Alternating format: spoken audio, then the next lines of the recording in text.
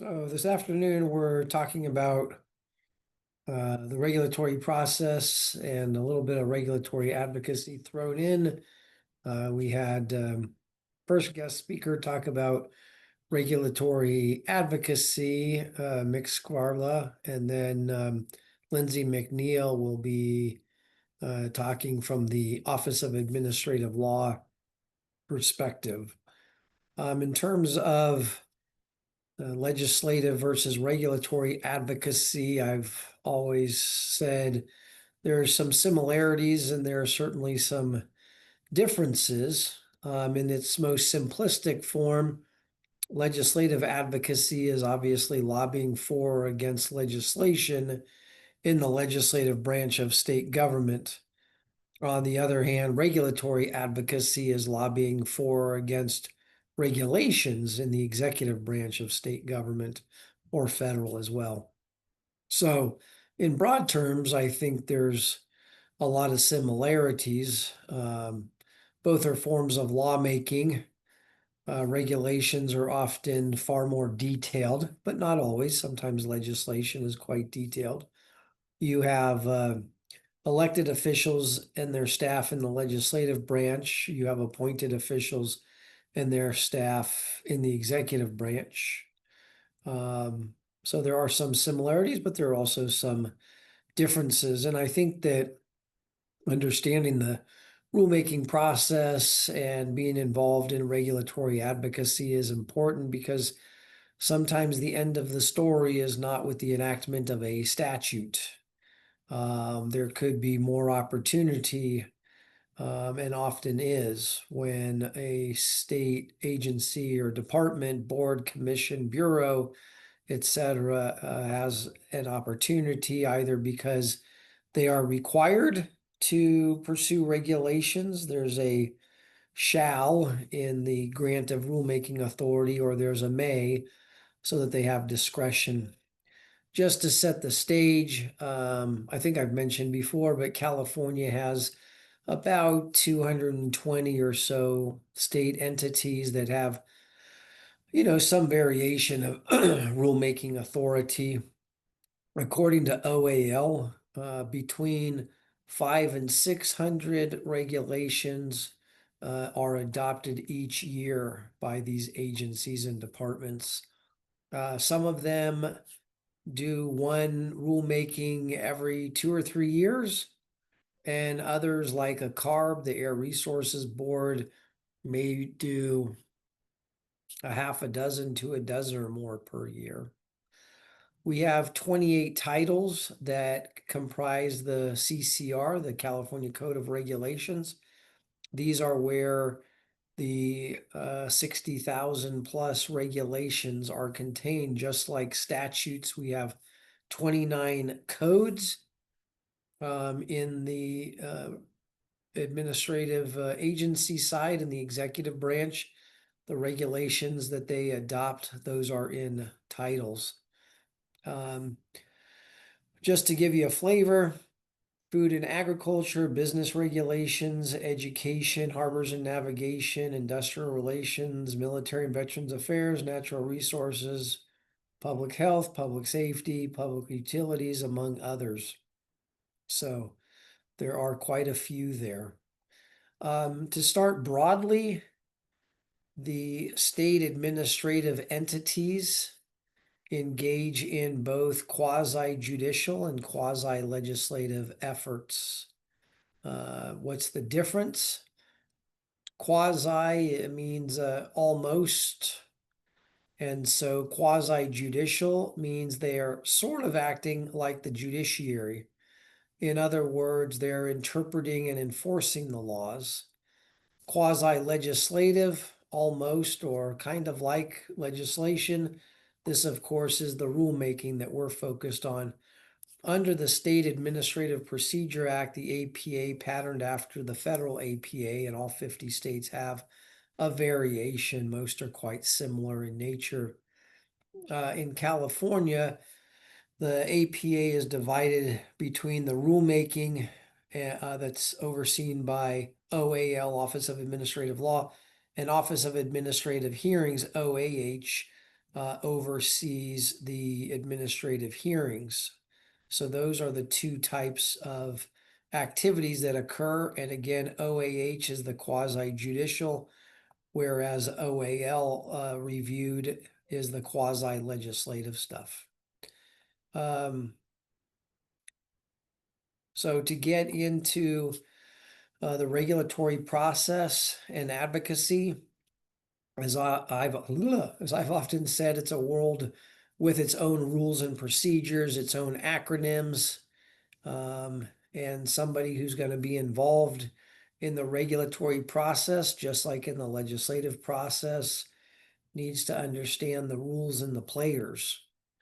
Now, statutes, remember under Article 4, back in Class 1, Article 4 grants the lawmaking power to both the legislature and the people through initiative and referendum. Obviously, the executive branch is not granted lawmaking authority, but it gets some of it by statute. And so the legislature is, in fact, there are limitations, which we call an unlawful delegation of authority, but otherwise, assuming it's lawful, statutes grant some rulemaking authority. And there are four categories in my mind: the mandatory versus discretionary, again, where the statute says the department shall adopt regulations to implement this title, or the department may, discretionary.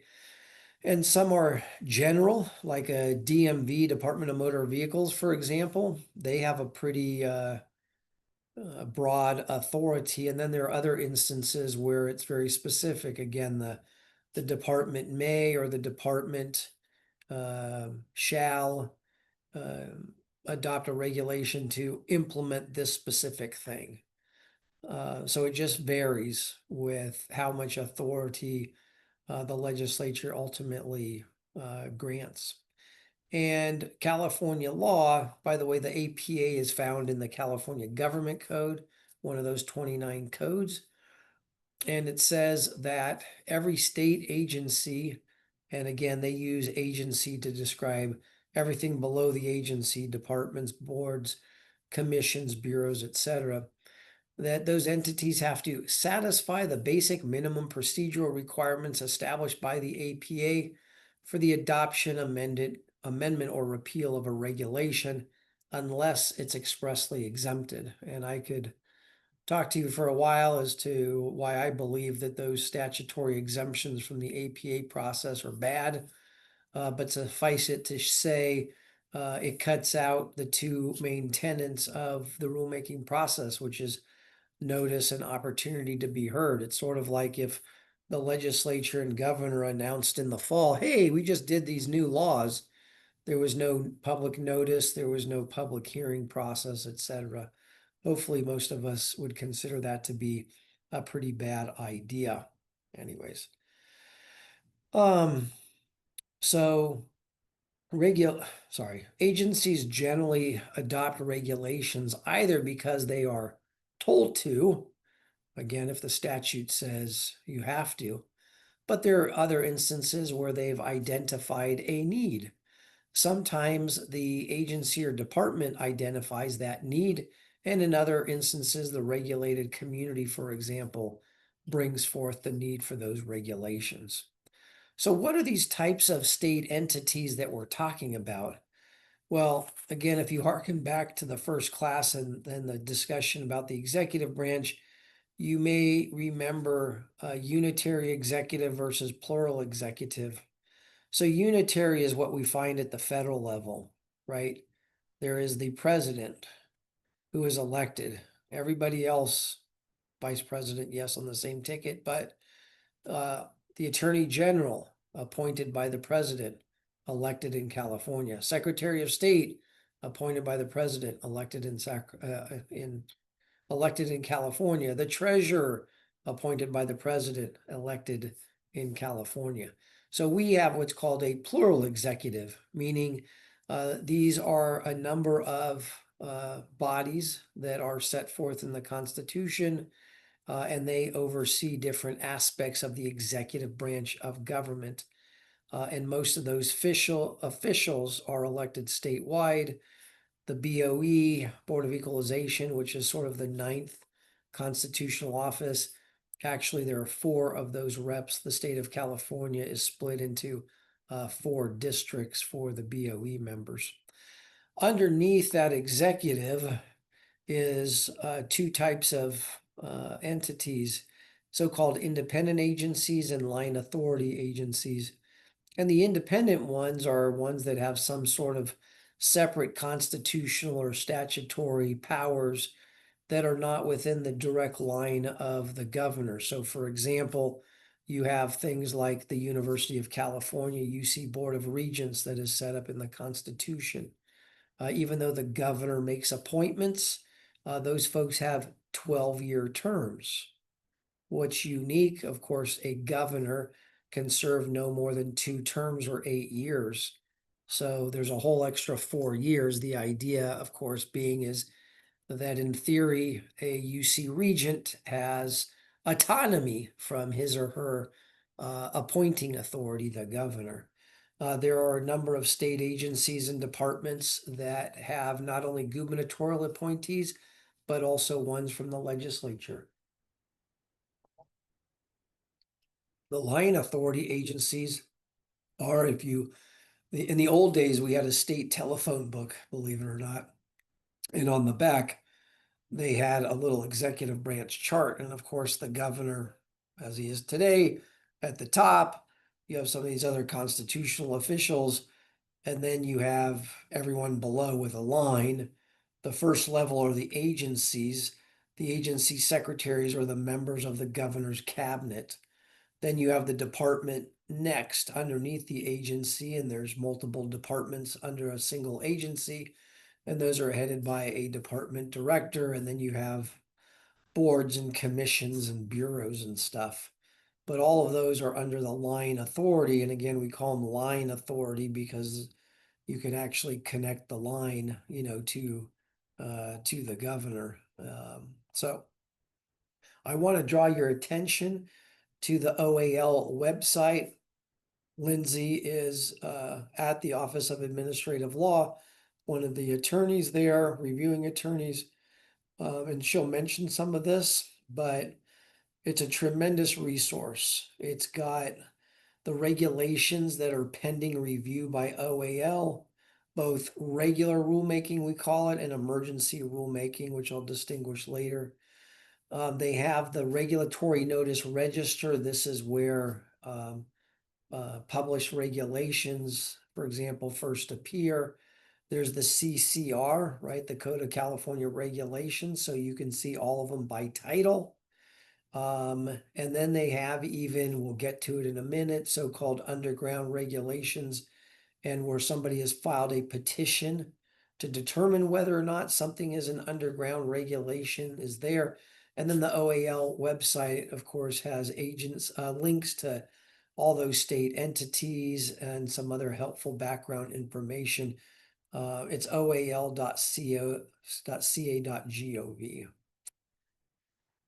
In addition to the APA in the government code, there are also regulations found in the very first Title 1 of the CCR.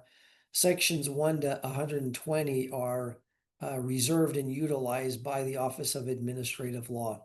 So I've always said that there are two primary purposes of the APA: notice to the public and specifically to the regulated community, and then the ability to participate in the rulemaking process. Now, the courts, for example, also say that part of the purpose of the APA is to develop a rulemaking file for them to review, etc. But really, it's access to the information and participating in the rulemaking itself. So what are some ways that an advocate, a member of the public, or a regulated community can have access or be provided notice? The first is the rulemaking calendar. So the government code actually requires every state entity, generally referred to as agency, has to annually adopt a rulemaking calendar, and they posted on their website today. And this is the regulatory actions that the agency anticipates taking during the upcoming calendar year. Now, to be fair, if it's not on there, it doesn't mean that they're not going to do it. And just because it's on it doesn't guarantee that they'll get to it. But that's the first idea. The second one is an interested parties mailing list. And the idea there is that when I first started lobbying, you actually, wrote a letter and asked to be put on their list, and then they would, by snail mail, send you regulatory notices. Of course, today you sign up on their individual websites, and they send everything electronically. So what is a regulation? A regulation is basically a form of legislation by an executive branch agency. It has the force and effect of law, but it can't trump a statute, which is slightly higher in the hierarchy. And of course, it can't trump the Constitution. It does require adoption in accordance with the APA process. The APA actually defines a regulation. What is it? They define regulation as, quote, every rule, regulation, order, or standard of general application. That's the key phrase to me, standard of general application. Or the amendment, supplement, or revision of any rule, regulation, order, or standard adopted by any state agency, and here's a key phrase, to implement, interpret, or make specific the law enforced or administered by it. So a regulation in broad terms is some sort of standard of general applicability, and it's used to implement, interpret, or make specific a statute. Okay. OAL and its regulations provides two key rules. The first is a regulation must be easily understandable, have a rationale, and be the least burdensome or effective alternative. Second, a regulation cannot alter, amend, enlarge, or restrict a statute or be inconsistent with or in conflict with a statute. Makes sense because remember, in the hierarchy, Constitution, statute, regulation. How do we start the formal rulemaking process? So assuming that we might have had some interested parties discussion, or that we had gotten some, heads up or had discussions. If not, it officially starts when the notice of proposed rulemaking action is actually published in the CRNR, the California Regulatory Notice Register. In addition, an agency has to send the notice of proposed action to anyone who has expressed to be notified of those rulemaking actions. And of course, they also post proposed regulations on their website. The APA requires a minimum 45-day comment period for the public to comment in writing on the proposed regulation. So in addition to what we sometimes call the pre-rulemaking or pre-APA process, as part of the formal process, the first ability to comment is that 45-day period. People often ask, is a public hearing required? Many agencies and departments set that public hearing for the 45th day, saying basically, hey, all your written comments are due by 5 p.m. on this day. And by the way, at 10 or 2 p.m., we're going to hold a hearing on it. Now, the APA grants discretion to an agency as to whether or not they want to hold a public hearing.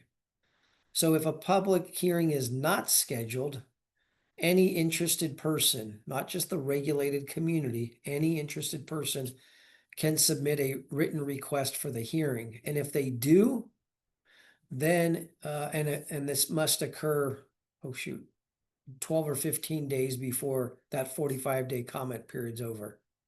12 or 15, sorry, I don't remember off the top of my head. But in which case they have to hold it. So they don't have to hold one, but if they're requested to do so, then they have to do it. And both written and oral comments can be submitted at the public hearing and up to that, 45th day. Now, what does the rulemaking agency do with those public comments? This is key. It is actually required under state law to summarize and respond to all those comments. So, for example, look at the legislative process. Imagine if legislators, for example, had to explain and respond to all the written and verbal, the written letters and the verbal comments at committee hearings, and respond. Here's why we accepted that comment. Here's why we rejected it. But that's what a rulemaking agency has to do. So if, yes, there are rules, like if, 10 people made the same comment, they could, say 10 commentators, for example, raised this. It's not like they have to do an individual one, but basically for each of the comments that they receive, they have to either explain how they changed the language of the regulation, or they have to explain why they rejected it. Again, I reference the legislative process at either the federal or state levels.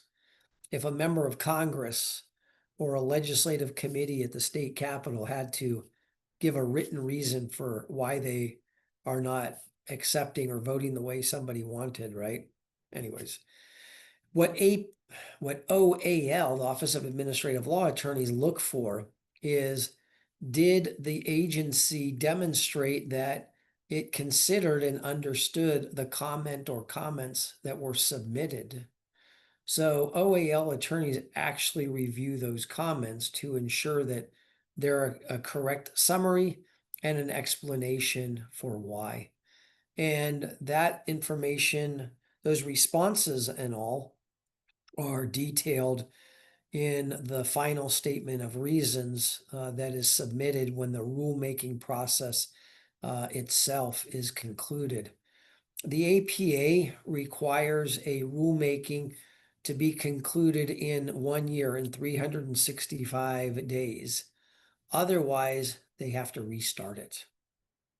So that's why when there's a big, complicated, controversial, however you might want to describe regulation or proposed rulemaking, why you will have the agency or department sometimes have, again, what we call pre-APA or pre-formal rulemaking, because they're under that strict 365-day timeline.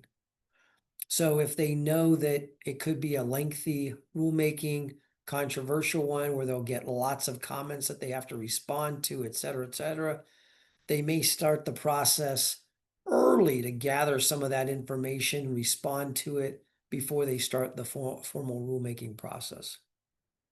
I forgot to mention that that formal rulemaking process, when it's in the regulatory notice register, what is published there? A couple of things, including an initial statement of reasons, ISOR, or ISOR for short.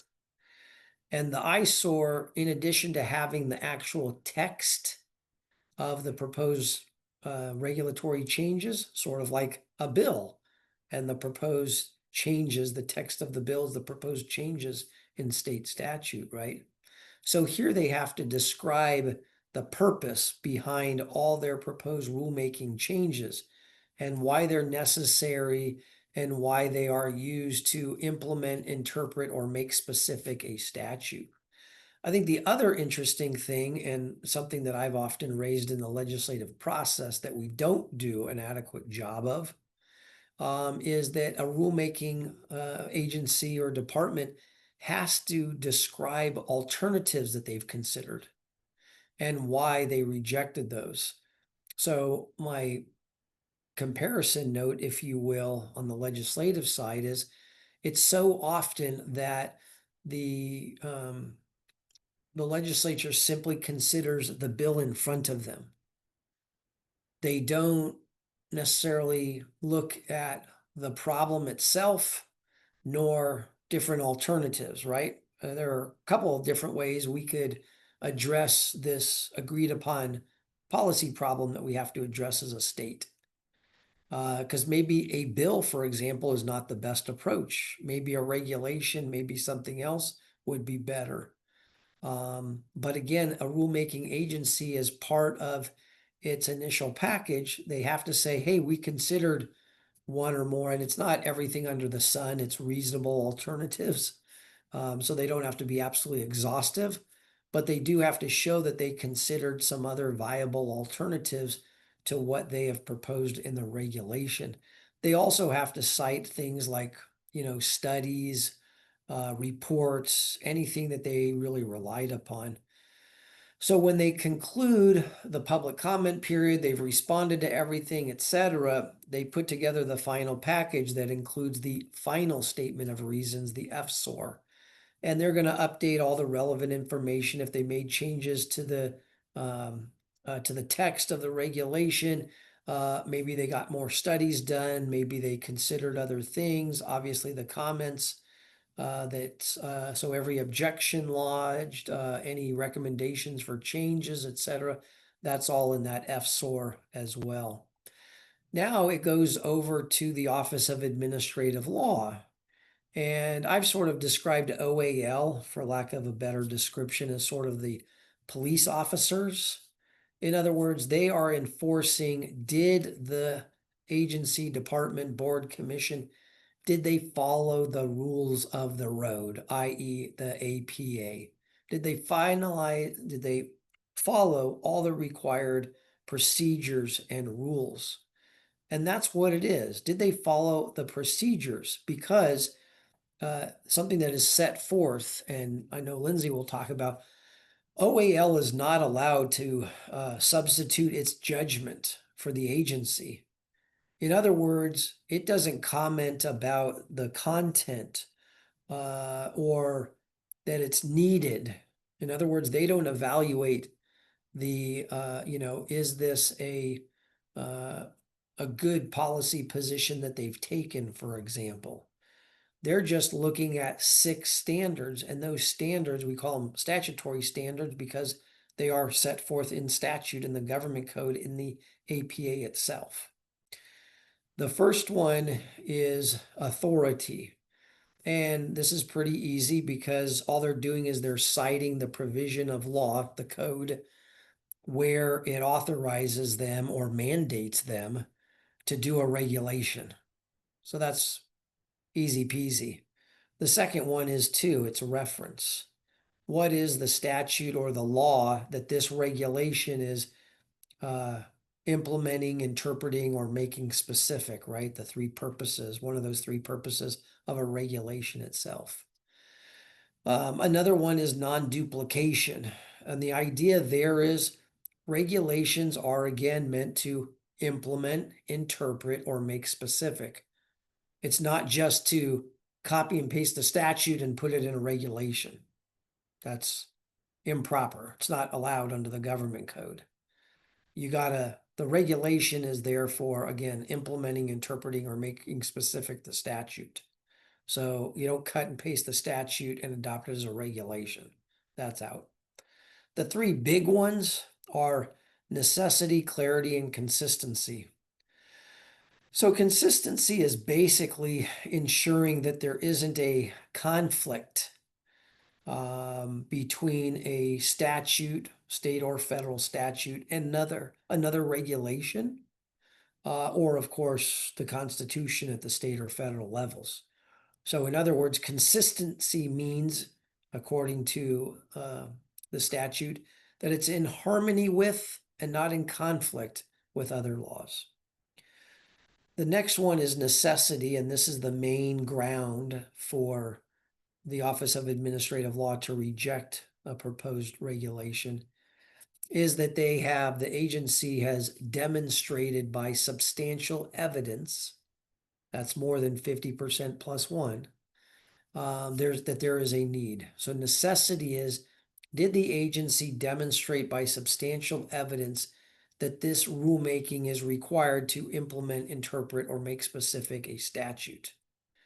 And usually, according to OAL, it's the main reason that they will reject a regulation, and that's because in a handful of instances, they say 12 to 15 of those 500 to 600 regulations each year do not do an adequate or proper job of demonstrating necessity. And then the second most common reason for rejection is the sixth statutory standard, and that is called clarity. And that basically is the idea that the regulation is easily understood by those who are affected or regulated by it. So this isn't a reasonable person standard. This isn't an effort by, to a ninth grade standard or a 12th grade standard. No, this instead is somebody who's subject to the regulation. Would they understand it? As you can probably imagine, let's say in the environmental area, Department of Toxic Substances Control, Cal EPA, etc., they may have some very technical type regulatory language. And so it is not easily understood by the average person. It's by those who are actually regulated by it. All right. And OAL then has 30 days, 30 working days, sorry, not calendar, working days. So, just over a month to review the whole rulemaking package. And Lindsay will say there are some that, a big file folder or two, and then there are some who have multiple banker boxes worth of information. That's really two things. One, the material that goes into the rulemaking itself, studies, technical papers, et cetera, and then the comments. And I know that there have been some regulations that have had, 2 or 3 dozen banker boxes worth of comments that the agency has had to summarize and respond to, and OAL attorneys have actually had to review. So what are we looking at timeline? As I mentioned earlier, the statute, the APA says maximum 365 days. There is no minimum. I would say there's roughly a minimum of 6 months. The 45-day comment period, one or more comment periods with changes that can be either 15 days for minor changes, for major changes. It could subject the regulation to a new 45-day comment period. Then they've got to finalize everything, send it over to OAL for review, etc. So you can see how you easily get 6 or 9 months out of it. Now that is the regular rulemaking process that we call it. The other type of rulemaking is emergency. And it's almost equivalent. We'll get to this in class 4 on the legislative process, but it's akin to an urgency clause statute that has to go into immediate effect for the public peace, health, or safety. Here, the emergency regulation process is available where a regulation has to address some sort of immediate and serious potential harm to the public interest. And so there's a special form that the agency fills out describing that emergency. And then, as opposed to all those written comments being submitted to the agency, here is the only time where they're submitted directly to OAL. And it's only 5 calendar days for public comment. So the idea, of course, is, hey, this thing has to go into nearly immediate effect.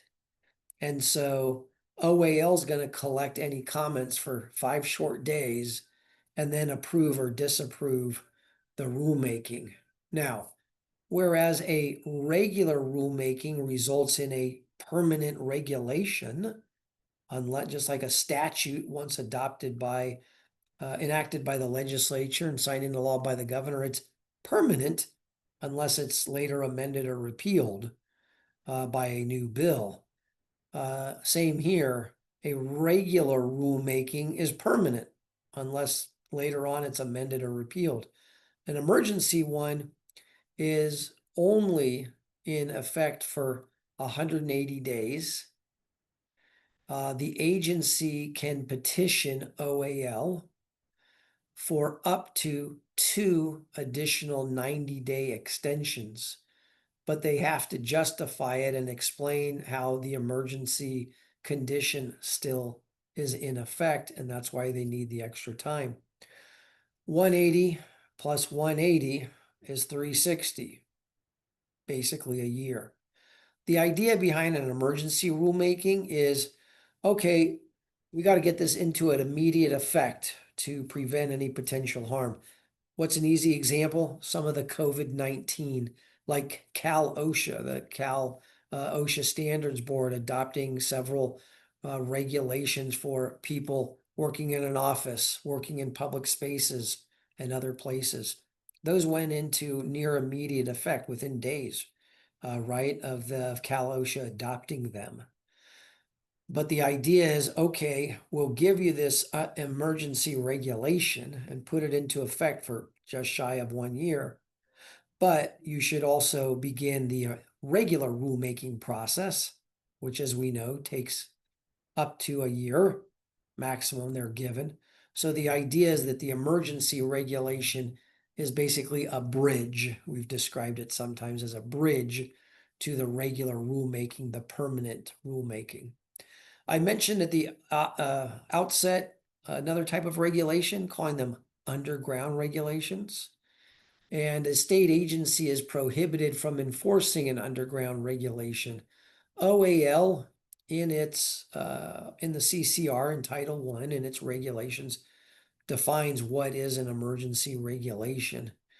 And basically, if a state agency issues, utilizes, enforces, or attempts to enforce essentially a rule of general application without following the APA process, then it's an underground regulation.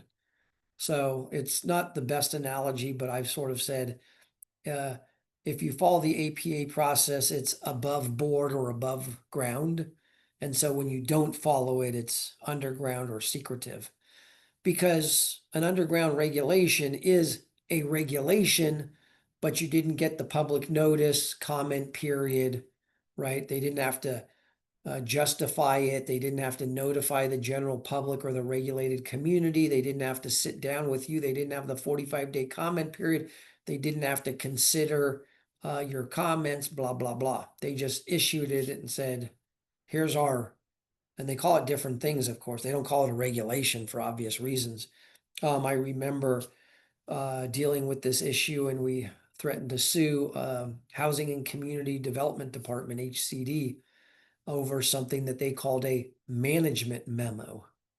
And so the courts, and OAL for that matter, and they set aside 2 or 3 every year, and some are go to court over it because the department or agency is relying upon that, again, management memo or guidance, etc., department guidance, for example. And so I focused a little while ago on that definition of a regulation under the APA, and I said, emphasize this, a general application. So if it applies to everybody, then it is more likely to be a regulation, as opposed to something specific like responding to an inquiry, where a department gives guidance to, I don't know, one local entity, or when we were dealing with those management memos at HCD, they were giving direction to the 42 enterprise zones that existed across the state of California.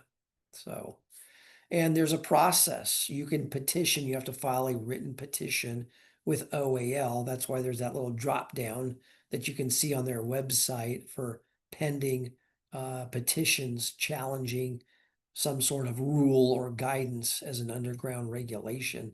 So if they decide to accept your petition, then OAL ends up making a determination.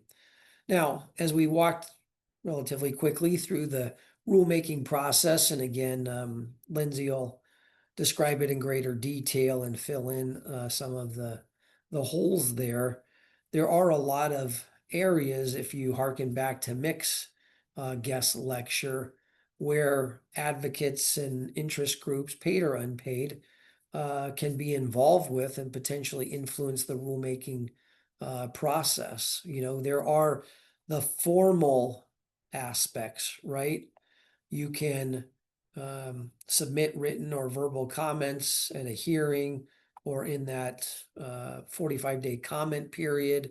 You can be made aware through the rulemaking calendar or interested parties, mailing list, etc.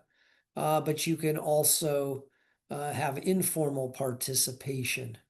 In other words, just like with elected officials and their staff, you can meet with them, you can talk to them about proposed rulemakings, you can suggest that they change a regulation, repeal a regulation, amend a regulation, of course. And so you can develop working relationships with the appointed officials and staff of all of these executive branch, regulatory bodies. And just like you provide written comments to legislation, you can do the same thing here. Regulations, you often see more detailed ones, whereas for the most part, advocacy letters in the legislative process are more often going to be, more policy arguments, sort of the 35,000-foot level type stuff, would be my description of it. What are the policy arguments for or against this change in the law that's being proposed by the bill? You're certainly making policy arguments in light of whatever the underlying statute is that they're trying to implement, interpret, or make specific, right? That certainly is the key focus. But rulemaking comments in writing, the public hearings are usually short. There's usually a cap. Some are like legislative hearings, 2 to 5 minutes. Others will let you talk for 10 or 15 minutes. It depends on the particular department or agency. It depends on how controversial it is, how many, potential witnesses, et cetera, et cetera. But generally, you get more time than in a legislative hearing. But you also end up doing very detailed comments, and you often offer in the body of your regulatory comments alternative language, because that's the sort of stuff that you want them to take back and consider, right? Because remember, they have to summarize and respond to all those comments. And then you're looking at OAL for their review and oversight. Hey, did that agency or department, genuinely consider not just general broad policy arguments, but very specific criticisms, like of the text of the language, and these folks actually proposed alternative language. Why was it not accepted, for example, et cetera, et cetera. So the hearings, I mean, in many ways, they're the biggest difference between a rulemaking hearing versus a legislative is that there's basically no interaction with the executive branch folks. There's no give and take. There's no questions, any potential debate, as there is sometimes in legislative hearings. Many of the bills go through without much discussion at all or questions of witnesses, but in the rulemaking process, they just take the information. So you are just speaking to one or more people sitting at the dais, receiving the testimony. Usually there's a stenographer taking verbatim transcripts, etc. But they're not asking you questions. There isn't interaction like that in a rulemaking public hearing for the most part. As you can imagine, an advocate can rely on different parties to try and influence the state rulemaking, just like they do with legislation. So remember earlier the hour we talked about the different types of agencies and departments. Well, independent, little harder to influence. The line authority, where does the line go? If it's a department, it goes to the agency. Departments report to the agency secretary and undersecretary. Probably a good place to start if you're not getting anywhere with the department. Where does the agency go in the flow chart? Governor's office. Yep. Obviously, the governor can influence all agencies to some degree. Hey, in some of those independent agencies, the appointment may have come from a prior governor. Um, or maybe the governor has, half the appointments and the other half go to the two legislative leaders, Senate Rules Committee and, excuse me, and Assembly and the Assembly Speaker. So there may not be as much influence, but certainly they can. So in some instances, the governor or those legislative leaders, for example, could impact or influence the rulemaking body. And the legislature also has, some other opportunities. For example, the purse strings, right? So sometimes in, for example, budget hearings, the the legislators on the Assembly and Senate budget subcommittees might actually say, hey, you've got this rulemaking. We don't like what you're doing. Or they may have questions about the rulemaking. They may not want to fund that effort. I also saw a few years ago where the members of the Assembly Insurance Committee sent a letter to the insurance commissioner. Now, remember, in California, the insurance commissioner is elected statewide, constitutional officer.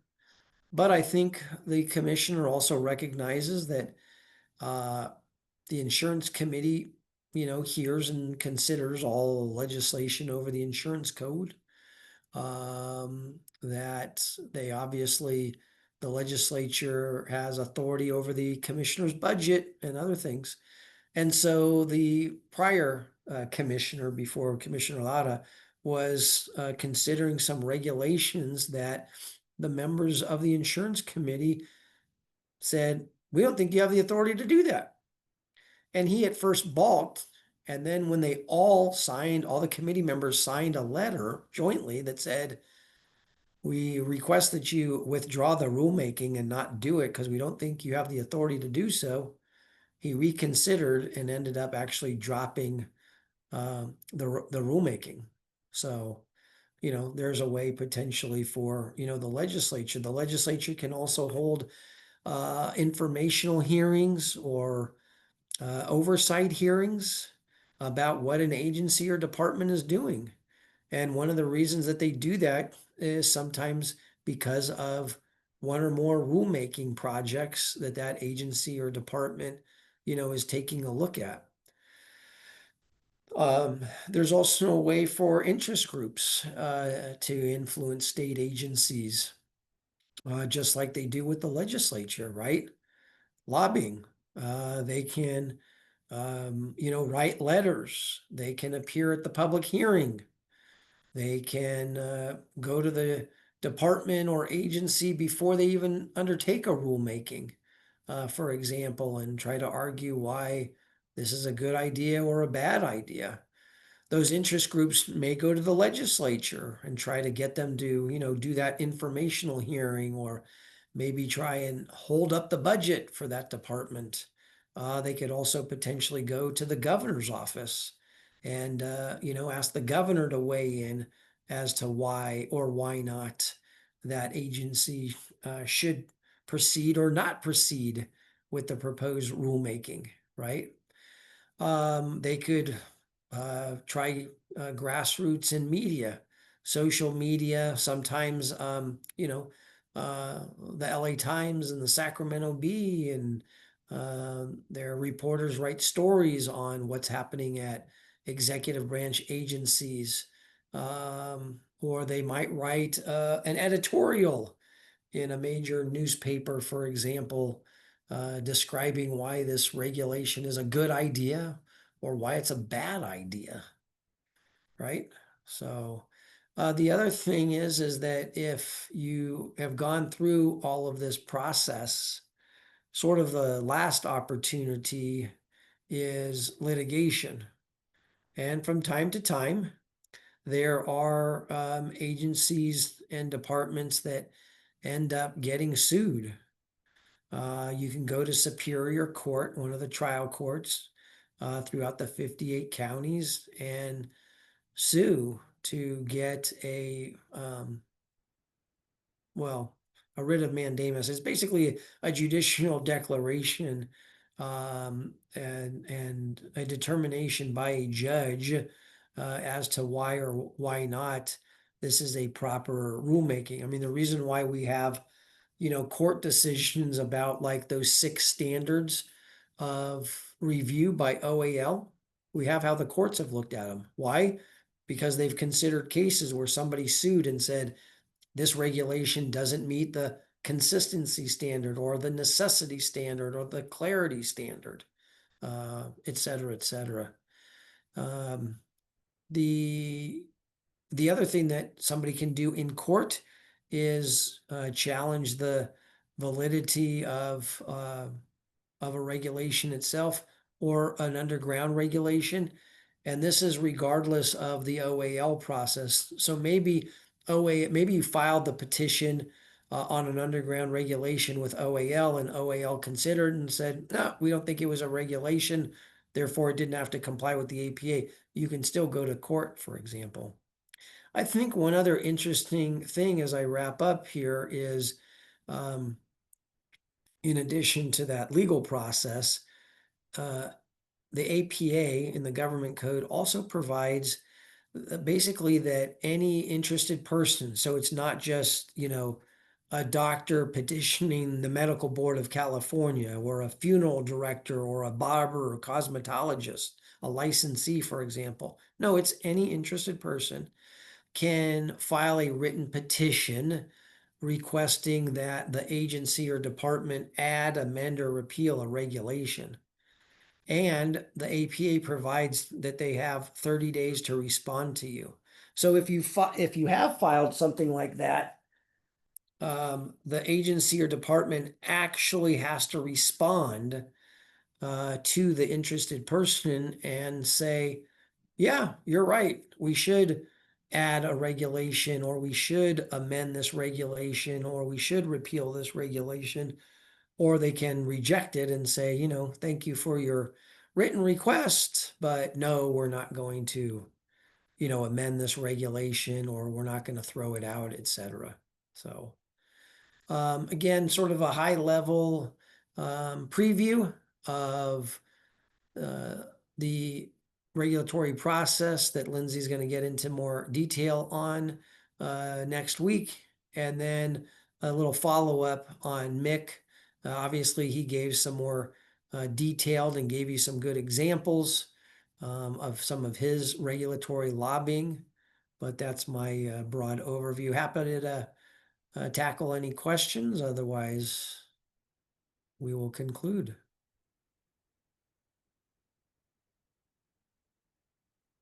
Nope. Okay. All right. Well, good. Oh, Chris, I actually had one clarifying Of question. course. So earlier you mentioned like the how the agencies have 1 year, right, for the rulemaking process. And I was just curious if that year also includes like I think you said it was the OAL's review. Does that also need to include the review within that 1 year period? No, they Okay. have to, from the day, it starts ticking the day that they publish it in the notice register. And then the 365th has to be when they submit. So they have to finish their package. Got it. Okay. I was just curious. Thank you. Yeah. But still, It's potentially a tight time frame, especially when you get like a lot of extensive written comments. Mhm. Yeah, definitely. Yeah. All right, you guys. We'll see you next week. For Lindsay is just an early note. On the 31st is our guest lecture. I know it's midday, but that's when he can do it. It says 12 on the calendar. He's actually speaking down south. Brandon, that is, an expert on utilizing, he's a campaign consultant. They do only ballot measures, not candidate campaigns. So he's going to be talking about the practical uses of direct democracy, the initiative and referendum processes from the campaign side perspective, but it'll actually be at 12:15 next Friday, the 31st. So that's a good one. Brandon's really good and wrote a chapter in our lobbying book and other things. So, okay. Okay. Thank you, Take care, you Chris. guys. Bye.